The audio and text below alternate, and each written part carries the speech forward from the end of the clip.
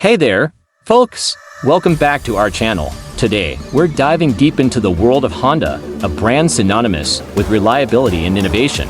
Let's uncover some of the most mind-boggling facts about these automotive legends. Did you know that Honda was the first Japanese company to produce a car? The T360, released in 1963, was the first car produced by Honda. Another interesting fact is that Honda was the first Japanese car company to be involved in Formula One. They made their debut in 1964, and since then, they've been a dominant force in the sport.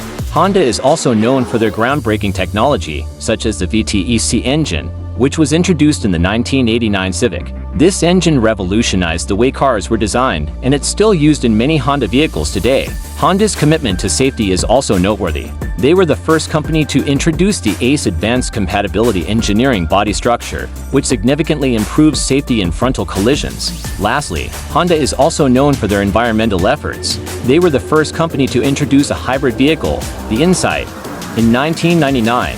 That's it for today's video, folks. We hope you found these Honda facts interesting and informative. Don't forget to like, subscribe, and follow us for more awesome content. Thanks for watching, and we'll see you in the next one.